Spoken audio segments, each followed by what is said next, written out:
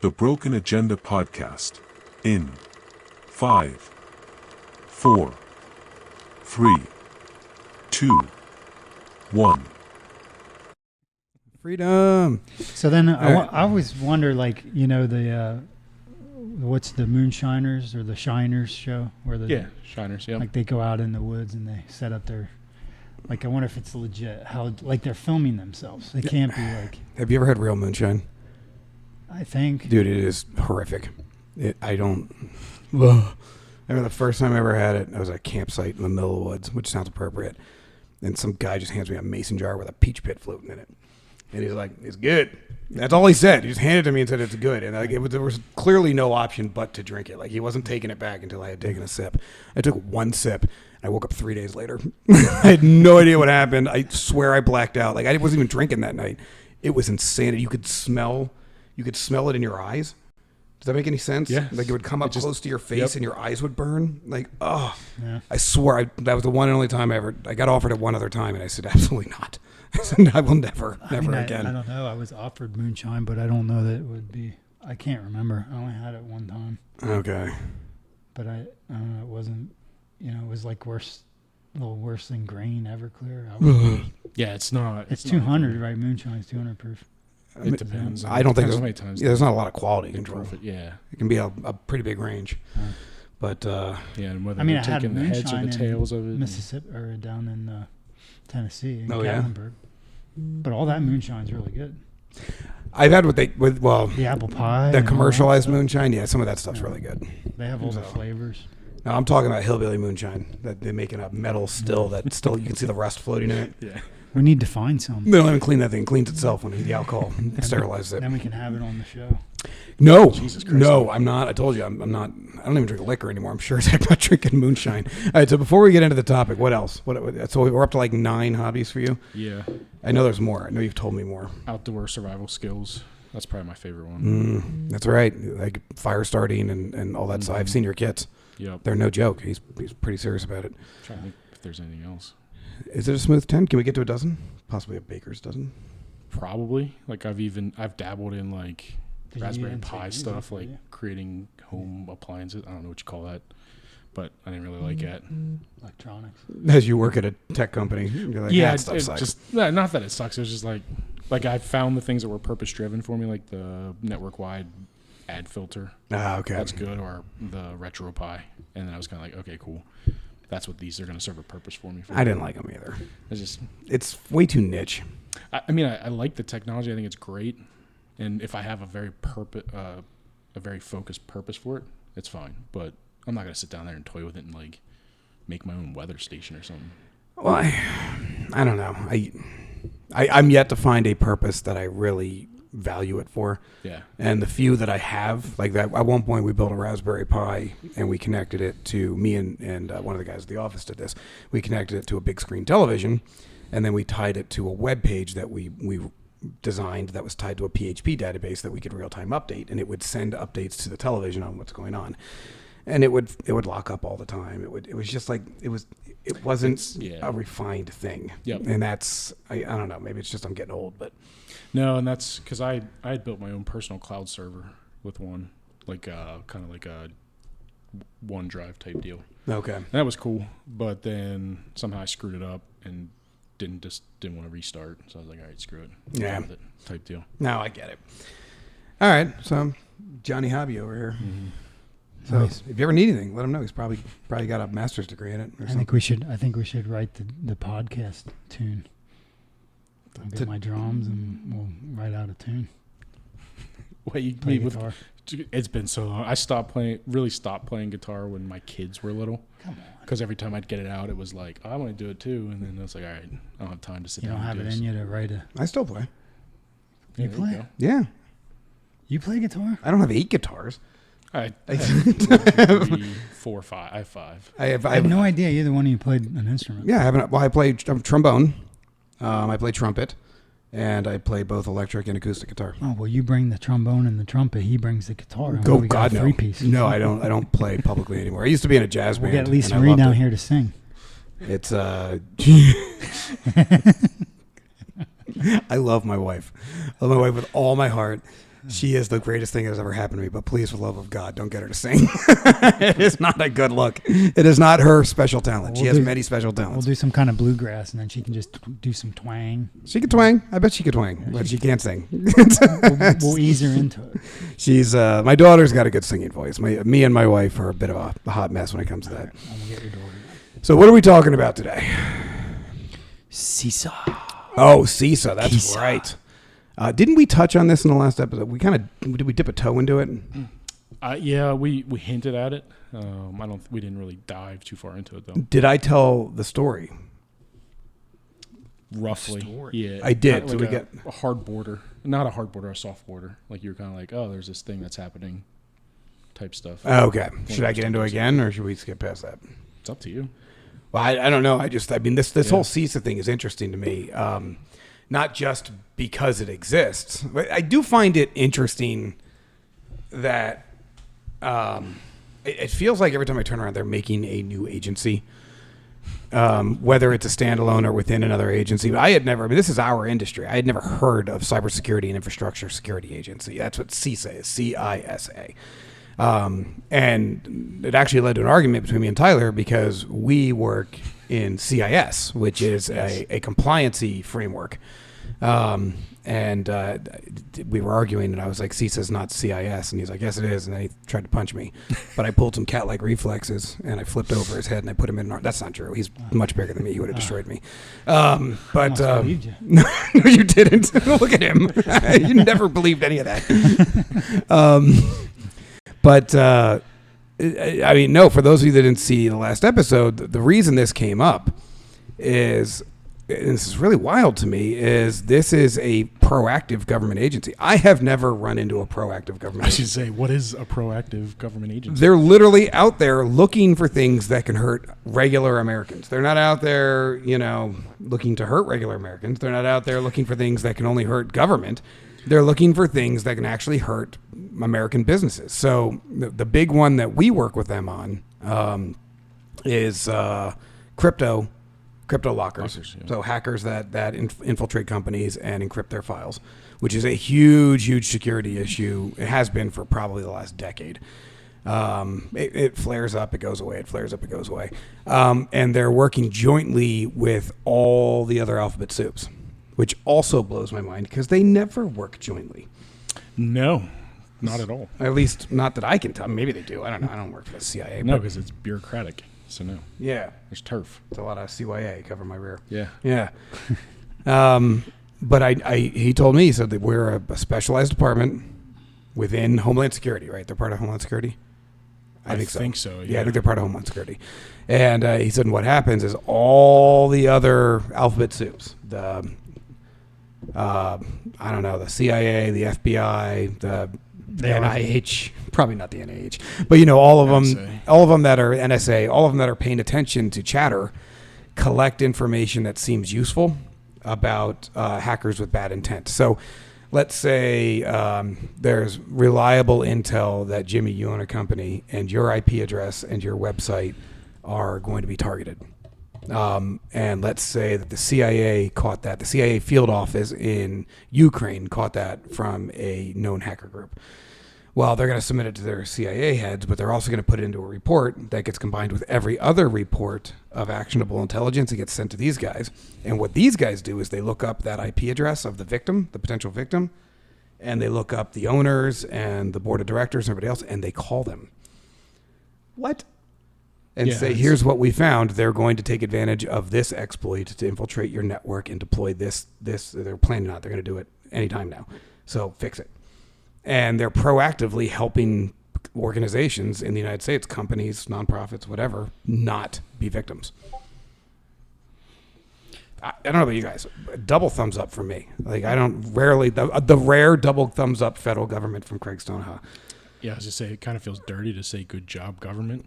If you spend enough trillions of dollars, you'll eventually get something good. There's one pebble in there. When you told me about it, I was kind of skeptical, but I was like, you know what? There's been so much bad news. Like, let's try to find some good news for a change. Right? I think this is good. Go ahead. So, like I looked at that girl, the Jen Esterly, right? You know, she's like ex-military intelligence. She's the one that's the No, who's that? she heads up the CISA, right? She's the head of CISA. Oh, she's that. Yeah. Look, She's a director. Jen and I aren't friends yet. But I mean, I like her. Like if you watch her videos and stuff, like she just seems pretty like, you know, down to earth. Like, you know, she seems pretty sincere about like the objective. I guess in the back of my mind think, well, you get somebody everybody likes in the beginning, and then in the end, when you take control of it, eventually, you know, you have some kind of. I won't get into that, but Man, she went full bird colonel in 2012. Yeah, she's like I watched She had a an lot impressive of her, resume here. I've watched a lot of her videos, just try to get a feel for like, you know, her character. I kind of like her. Nice. I think she's it's pretty legit. Like you see how they do the plans, like how can do the scenarios. So they have all those. They have created all these outlines for you to run, like tests on your business, right? Okay. Or if you remember, do you have that sheet I sent you? What sheet? When did you send it? I didn't see anything. The email that I sent When with did all you those send it? links in it last week before Sunday, I think. Look, Sunday. it's time we tell him we don't look at your emails. Oh, no, yeah. We have you spam filtered out. Yeah. Okay. So, Well, I mean, well, if you go to the CISA webpage, then you can go to the mock. You can go to the mock cyber attacks or the mock like scenarios. So they'll have like a shooting, and they have all these different scenarios that they'll walk you through. And you is it can on their test website? them. Yeah, it's on their website. If you go to Is it this stuff? Exercises? exercises, brother. Exercise planning, conduct support services. Let's see what it's got. Let's see. Let me see if I can find my. Oh, click it. Let's see what happens. I gotta take control of your laptop. Okay, infrastructure, active Oops. shooter, complex. Okay, yeah. Okay, yeah, they got a lot of stuff in here. Right, so then you can So, download. and for those of you that are just listening, watch. We've got the CISA website up. It's giving us a ton of information on what Jimmy's talking about. Go ahead, Jimmy. So sorry. you can download these scenarios and run them. It's like a report, right? And then it will give you the scenario, how to respond. If you open one of them up, if you click on one of those links, Tyler, you can open One up a of- scenario. Go back to the other one? list. Now, did you read any of the scenarios? Like, are they legitimately useful, or is it Well, like? it's like it walks you through the scenario as if it's happening, and then you'll have like all of your management team there. But it's not like. I mean, it's not like Are they not hug the links? attacker They're and not try to links. understand why No, he or no, she you'll- is frustrated. It's like You'll have legitimate- to respond, right? So you'll have to. It'll walk you through like as it's happening. We can do it after. We'll get it After and the then- break? Yeah, after the break. Yeah, all right, let's jump into some of that after the break, because I think we should walk through a scenario or two, because I kind of want to see. Look, I want to be very honest, and if any of the Laughing Rock employees are watching, we're not prepared at all. Like, let's hope nothing happens, because it's going to be a lot of shoving coworkers in front of the bad actor and running the other direction. We will eat each other alive. It'll be tragic. Well, you're probably not big enough to. Like, for I don't know. somebody- I work out. Like I'm. Yeah. Like they might come No. after Tyler, but they're not going to come after a little guy like you. Jeez. Sorry, you made me snort, man. He's short and fat. Yeah, that's high. Yeah, fly under the radar in my stocky George Costanza body. Can't stand you. No, yeah. I mean, I don't think. I mean, I don't know. Are you ever too small to have a negative situation happen? I mean, if you've got a building and a door, something could go down. Yeah, I don't know. I mean, I don't know. I mean, I think I personally am a fan of, and I work a lot with local PD, but everybody should have at least some preparedness. And we do a little bit, but we don't do meetings. Like, we don't have a meetup at our corporate office, a meetup location. Like, we don't really have any of that. We have some very basic protocols. Now, in our defense, our doors are always locked. Right. So, it's not like people can just walk in. Because of the nature of the business we do, we can't have an open door policy. So I guess that's good. I don't know. I don't know. But So, like, I mean, well, I guess we want to talk about sensitive things. I guess it's really like network and stuff. Like what would, You mean I mean, digital? by getting into, by accessing your company database, I guess it's accessing. Oh no! Well, other- actually, that's one other of the reasons companies. we got connected with CISA was because based on the size, we are not a big company by like manufacturing standards or by huge like multinational conglomerate standards, but in our industry, we are considered very large. The MSA, the M&A. What's our industry? We're Our industry? yeah. IT, information technology, MSP. MSP, thank you. Jeez, the alphabet soup is killing me. In the MSP world, What's MSP stand for? managed service provider. So, which is what we do, which means that we are a provider for IT for corporations, but we manage it remotely. So it's not, we're not break fix. You don't call us to fix things. We are in charge of your IT. You basically said, I don't want to have IT. You guys are my IT. Just take care of it and make sure I don't get in trouble. That's what we do. So companies hand off their IT to us and we just do it. Or we do co-managed, which means that they have some IT, but they need us to fill in the gaps because they don't want to have 100 employees in the IT department. How big is your largest customer? I mean, the largest customer is a relative term because some customers that are smaller in employees are bigger in revenue, depending on what they're doing. But we kind of live in the mid-market range where, I mean, our sweet spot is 50 to 100 people. It's kind of a really good spot for us. We have some that are in the hundreds. We have some that are in the, maybe a dozen, 1 to 2 dozen. But most of our clients are 40, 50, 75 people. And that's kind of, it's a good spot for us. But the idea here is in our world, we're a relatively large company. So the reason CISA first contacted us is because we showed up on their radar as having a security threat on our network. It was one of our internal databases, which is published to the web, that we wrote internally on a Linux platform. Had a patch that had just come out that we hadn't applied yet, that made it susceptible for breach. And somebody saw that we had a Linux server posted to the web with that version of software that didn't have that patch on in another country and said, hey, here's one that we could possibly infiltrate. And that's how we showed up on their report. And because of our industry and because of our size, they called us immediately. So we got called within an hour of that report hitting the internet. We got a phone call. Wow. Because what we deal with is cybersecurity for other companies. So they see us as a hinge point, a focal point, where if we were to get breached, it could have had, and it would not have, because the way we've structured our system, there was no way, if you breached that particular database, you wouldn't have gotten anywhere. But they didn't know that. They didn't know that we had a very compartmentalized and protected environment. They just knew that we showed up on a report and we can't get breached. So they have us in they said there's 9 tiers, I think, something like that, and we're number 1. So it sounds ridiculous, but It's pretty cool. I mean, that's good to know somebody's got my back. I guess. Is it good or is it? I thought what they Think you did. have a reason to be concerned? Like what would be the concern somebody would have over it? I mean, for everything I looked at about the organization, I liked. I do too. I can't find. I've any never, single I've thing wrong never with this. really felt that way about a government. I can't even find any really negative press on them either. They seem to do a really good job, and they're part of Homeland Security, and Homeland Security gets a bad rap left and right. But CISA seems to be run pretty tight. I don't know.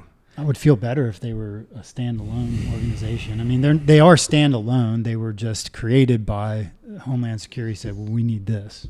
I think they fall under the Homeland Security umbrella, though, right? So if there's, from what I read, they just decided we need this and we need an organization to create this, like to be this, entity, and then they started up. I don't really think it's actually a branch of Homeland Security. From what I read, is. I could be wrong. It's Yeah, a component. I see. thank you. I thought it was. Oh. No, I am yet to Is find a- anything I don't like about this group. A component. Yeah, meaning it falls under their umbrella. Okay. It's not like you have the Justice Department and then you have the individual pieces to that, which I think DHS is part of, correct? And then this would be a further piece. I will say, though, 6,500 employees seems kind of crazy for a subcategory of a category. I mean, that's absurd. it's absurd. It would Yeah. 65. I would say somewhere in our county in Pennsylvania, I think the largest employer is like 10,000. So it would almost be the biggest company in an entire county, and not a small county. What are they doing? What's that? What are they doing? I don't know. I mean, if you think there's 50 states, I mean, maybe 100 people per state just to make phone calls and investigate potential breaches. Maybe you're already at 5,000. I don't know. I don't know. Am I stretching? I don't know. I feel like there's probably a lot of people who just watch the printer. Well, I guarantee you that it's government. I mean, look, if there's one thing that Elon Musk buying X showed us, it is that you can cut half your staff once you get to a certain size and still be perfectly fine. Like he cut half the staff and nothing really changed. Everything was fine. It's probably running better. That's what he says, because it's actually running better. We got rid of the people we didn't need. The bureaucratic slop. Just got down to the people that got work done. Yeah. So, I mean, and I would say for government, that's probably 80% you could cut. Yeah. I'd probably try to do better. Yeah. So, So I guess that means you then see the stats. They did these stats here on cybersecurity. I thought was pretty crazy. What link are you looking Cyber at? attacks. I have your links. Yeah. What link are you looking at? sorry, we were kidding. We do read your Oh, emails. it's on. But you sent that one like 3 weeks ago, so Yeah. a lot has happened since then. I apologize. She said every 40 seconds there's a cyber attack. No, I would have. Damages 10.5 trillion. I would have thought a successful by- cyber attack. Yeah, it's Yeah. successful. Yeah, 'cause Well, I don't know if it's successful. I do, Yeah, because I'll tell you right now, I can pick any one client and they'll have more than that every second. Okay, yeah. Yeah. So So, a successful cyber attack. Well, I don't know. It said cyber attacks. Shit, if it's that I love- chart. that's her there. Yeah. Is she wearing a nerd T-shirt with a jacket over it? T-shirt under her. Oh, that's funny. I think I have that T-shirt. If it's the one I think it is. No, I have nerd T-shirts too. I don't say that in a negative way. In fact, they're my favorite T-shirts. She's estimating 10.5 trillion in damages by 2025. Yeah, I which believe is why it. they've. Well, fired I up mean, the this- stat that we use in our industry is 80% of all businesses that have a successful cybersecurity breach are out of business within 1 year. Well, it has to lead They to don't a downtime of more than 24 hours. Yeah. But if it leads to a downtime of more than 24 hours, they will be out of business within 1 year. Wow. So just because at that point, if it's leading to that level of downtime, even once you get back up, you're not fully back up. You're just patching it together to get people working, and then it just confidence is shaken and data's lost. It turns into a spiraling effect. So most of them just don't survive it. But you would be shocked, and this I don't have a stat for, and maybe we should, but how many companies we talk to that really are doing the bare minimum. Yeah. They And just I don't want to say don't care, but it's one of those the burner's not hot until I touch it. Well, you know what? You know what they say all the time? They say what Jimmy said. Oh, I'm small. They're not looking at me. They're not looking at me. They Yeah. say that all the time, but you're wrong. You're the one they're looking at. They're not looking at IBM. They know they're locked down. They have an entire cybersecurity division. They don't. The big guys are tough to break. If you're doing it for ego, yeah, you want to go try to hack the NSA. But if you want easy pickings, Quick money. yeah, go hit the 15 employee, engineering firm that, That has John in accounting being their IT guy. Yeah, exactly. I want to ask you a Yes, question after that. exactly. I want to ask you a question about that. So she says there'll be 3.5 million job vacancies by 2025. Like they will need to fill 3.5 million jobs. Who in will? order The hackers? Just the jobs in security. Oh, in cybersecurity. Cybersecurity. Okay, gotcha. Will be lacking 3.5 million. It's a growing like- field, yeah. So there's that much demand for tech. Like it seems like everybody's going tech. Like So nobody does trades anymore. The tradespeople are disappearing. No, there's not that much demand for tech. It's how do I put this? Doctors. Technology is like the medical field. You do not go to a podiatrist when you have a heart problem. Okay, they're very specialized. A cybersecurity expert is not the same thing as a hardware expert, and that is not the same thing as a networking expert. So don't look at it as tech. Tech is such a massive umbrella; it means nothing. Look at it as cybersecurity experts, and within tech, I can tell you most guys are not qualified to even touch cybersecurity. Really? Absolutely. Cybersecurity is a very unique field. At our company, there's only I'm the only one that's certified for cybersecurity. And I think there's only 2 of us that will even touch compliancy records. Me and our ops manager. Nobody else really gets into it. Now, there's one guy that's looking to get certified in cybersecurity, and we have partners that are experts in cybersecurity. But as far as actual cybersecurity experts, it's a pretty large firm. We've only got 2 guys on staff who are certified. Why? Why is the people not want to do it? It's a very different mindset. Go ahead. Well, I'd say with tech, at least what I see is everything is so specialized. So you can be a generalist and know a little bit about everything, but to be really good in cybersecurity, you have to be really good at. You have to specialize in it to have the depth of knowledge. Like, do you have to know how to code? No, not necessarily. There's different aspects within cybersecurity, just like there's different aspects within surgical or within cardiology and everything else. And so once you get into cybersecurity, you can be a network security specialist. You can be a desktop security specialist. You can be an internet security specialist. You can be a coder where you're writing security software. But the problem is that vast majority of people that go into IT come in with a trade mindset, which is, I have a computer. I built my own computer. I started out gaming. I like gaming. I like building my gaming computers. I want to work with computers. And that's not what working with computers is. What working with computers is from a career standpoint, from a corporate and from a government standpoint, is a much more complicated entity, and it has nothing to do with your home PC. And quite honestly, I don't work on hardware at all. I used to back in the day, but I'd probably have the guys do hardware work for me because I'm so far removed from it. Because once you start specializing, the stuff that you go into the field because you're exposed to first turns out to be the least relevant. So what you find is you get a lot of guys that go in because they like computers, they like networking, they think it's cool, they get a quick degree, and that's what they want to do, and they never leave that safe space. So they never go into coding because it takes a whole other set of specialties. They never go into cybersecurity because it takes a whole other set of specialties. They never go into development. They never go into collaboration. They never go into all these other verticals within the field because you're going to have to go back to school. You're going to have to get more certs. You're going to have to recommit to something that you just finished committing to. And a lot of these guys don't want to. They just want to play with tech. So you end up, the higher you get into these things, the less people you have. They filter themselves out. Does that make sense? Did I do that well? Yeah, that was perfect. Okay. So what's the day in the life of a cybersecurity guy? So like It's boring as crap. a hardware guy wouldn't do software and wouldn't do No. computers. Like Rarely. it's that niche. Yes. That Hardware guys, I've never known a hardware guy to write software. well, what do you do? Have with you? No. They how never do you do it. What do you do with hardware as a cybersecurity? You really do. I mean, obviously you've got edge appliances, firewalls, you've got security appliances, you have things that you're going to put on a network. But as we've gone to the cloud, these things have become almost passé. So what we do from a hardware standpoint now at a cloud environment, like at Google or at Microsoft Azure or at Amazon AWS, they're going to be dominating the hardware market from a cloud standpoint. They're going to be putting physical and virtual security appliances in play. They're going to be deploying software packages and hardware firewalls and everything else, and you're going to be basically leasing space on their networks.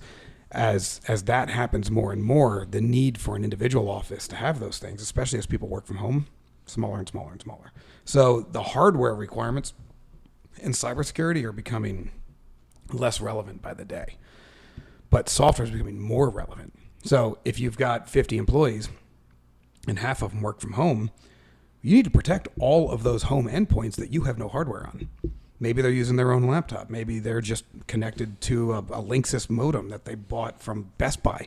You don't really know what's going on there, but you still got to protect it because you can't let that person working from home infect the rest of your network. So now software security becomes far more relevant.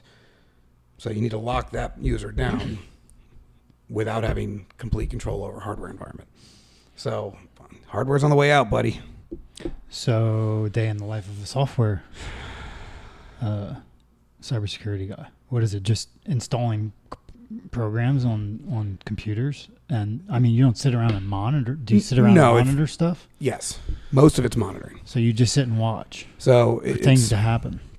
No, you're gonna write software that's gonna sit and watch for things to happen. Mostly what you're doing is responding to alerts. Okay. So you're gonna write software that goes out. So we manage thousands of endpoints, right? So within our EDR environment, our endpoint disaster and recovery endpoint, our Detection and detection and response. Sorry. Yeah, you're good. I know. I was No, thinking it's- disaster recovery. And within our endpoint detection and response environment, we have alerts that are designed for all of this software that's running on all of these endpoints all over the country. And what it's looking for is heuristic patterns, basically trends within the software that alerts it to a bad actor doing something. So, for example, all of a sudden, your files start being encrypted on your computer, but you've never encrypted your files before.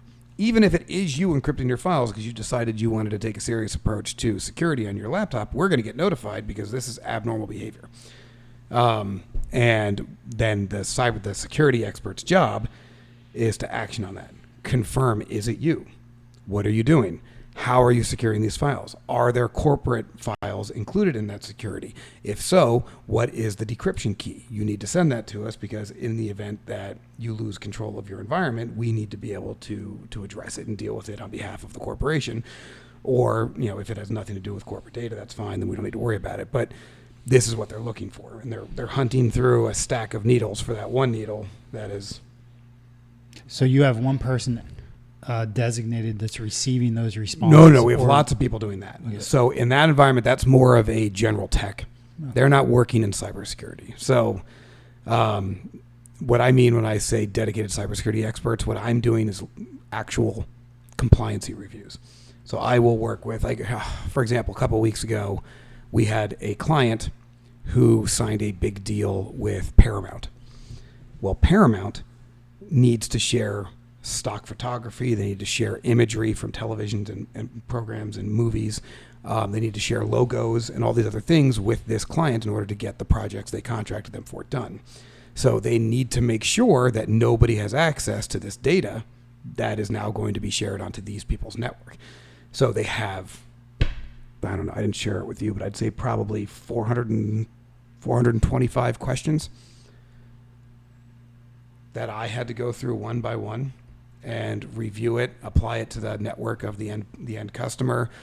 And these are not clear. It's not like, is your beard gray? And you're like, yeah, it kind is. of peppered. No, it's gray. It's they're very abstract questions. So then you have to sit down and there's no clear yes or no answer, but you must answer yes. So now you need to start going and you need to start understanding the intent. So this is where it gets really complicated in the cybersecurity world. You have to understand the potential threats to understand the intent in order to be able to answer as honestly as possible without unintentionally sabotaging your results and querying a deal for the client. So it becomes this tightrope walk where you have to interface with the client, you have to interface with the company that's demanding these answers, and you have to make sure that everything mashes up in a way that everybody's comfortable, even though you know that some of those answers are a little bit loose, but you know the intent, and you got to confirm the intent, and it's a mess. And if you say the wrong things, you have to know the nomenclature, because saying the wrong word could cost somebody a $50 million deal. So your word choice matters. This is part of why it's important to make sure that you're doing all of the classes and you're up on the terminology, because different words mean different things in different industries. And trust me, in the cybersecurity world, words have totally different meanings. I mean, in so many ways. Like bite. In the IT world, we'd love to make up words that are ridiculous. But in cybersecurity, it's times 10. I mean, Tyler and I got in an argument because CIS is a compliancy and CISA is an agency. And that one A caused an argument. I mean, it's. So everybody was right? Everybody was right. Okay. And I was wrong. Nah, you're I fine. admit it. I was wrong. I just added an A to the CIS because I thought it sounded good. It did. You had me questioning myself for a second. But no, I mean, I don't know. I know it's nerd. We got into nerd stuff, and this is my stuff, but it's relevant. I mean, if we're going to talk about CISA, and we're going to get into this in more detail. I mean, that cybersecurity It's world, interesting. and it's massive. I mean, I don't know if I can explain to you how big the cybersecurity world is. How much, before we go to break here, what's the size annually of black hat hacker revenue globally? What's the size of hacker revenue on a planetary basis? Not an individual black hat hacker. I want to talk about What's the size of the illegal hacking gross domestic product, whatever you want to call it? How much do hackers make annually globally? Yeah. So in last year's crypto crime report, we wrote about how decentralized finance protocols. This is just cryptocurrency stolen. This is just cryptocurrency stolen. Is 3.1 billion. Yeah. Ooh. So now you got to understand, most of these hackers, this is not, these are not wealthy people doing this. These are, for the most part, this is somebody, in a poor country, not making much money, and you can make a lot of money hacking. Yeah. Stealing from grandmas in the United States. Yep. There's that's like an industry in certain countries. India is a big one. India's a huge one. Black They have a front business. Hacking is like sending out like phishing. It's stuff. Yeah. It's anything. Gathering information, trying to get people to click on links. It's hijacking a browser and saying you must call Microsoft now, and then it's not Microsoft's number you're calling. Yeah. If my dad would just stop falling for that one. A lot of people fall for it. But his son owns IT. Why is he calling the fake Microsoft? My mom He's did done it that twice too, now. yeah. Twice. And I know he's not watching this because he doesn't know how to work a podcast, so I can say this. But he has free, unlimited lifetime IT support. But he still calls the fake Microsoft number. So infuriating. Drives me nuts. Damn it. Sorry, Dad, if you're watching. I apologize. Sometimes you just have to be able to trust the companies you're working with, right? No, you never trust Bill Gates. What? Why would I call Laughing Rock when I can call Microsoft? Because he used to spank the owner of Laughing Rock. That's a healthy dose of fear there. He owes you. Don't mess up. He might hit me. Accept my free tech security, Dad. Damn it. No, it's purely selfish on my part. I just don't want to have to clean up after he gets totally hacked. And then we have to rip his whole network apart and clean everything up. All right, do we have any final questions here before we go to break? Because I feel like we got off on a tangent, but I think it was a good tangent. I think we covered some good stuff. I like it. I think that's the first time we actually talked about Laughing Rock in quite a long time. Yeah, we really don't talk about We Laughing Rock. sponsored the show. Well, yeah. Look, normally speaking, nerding out about a cybersecurity company is not great for ratings. So, I think it was interesting. It's interesting. It's one of those things. It's remarkably boring to do. Like if I showed you one of these, and we've gone through compliancy episode before, and I've shown compliancy reports, and I've shown little ones. If I showed you one of these big compliancy reports, you would start bleeding from the eyes. 30 minutes in, it's torturous, but it's specialized. Like most people would not know what to do with these things. So, and it's like anything else. You've got specialized talents. You've got we spent the whole opening of the show talking about your many specialized talents. It's important to have a specialized talent. I don't know. So it's boring, but it's interesting. I see. Did you have any more questions? Probably. Well, why don't we take a break? You think about them, and Tyler will probably come up with another hobby. So, and we'll shut down this segment, and hope everybody learned something today. And thank you so much for joining us. And we'll be back next week with the second half of this episode, where we'll find Jimmy's emails and actually read them. So, rock on. Have a great night, everybody. The Broken Agenda Podcast. Sponsored by Laughing Rock Technology.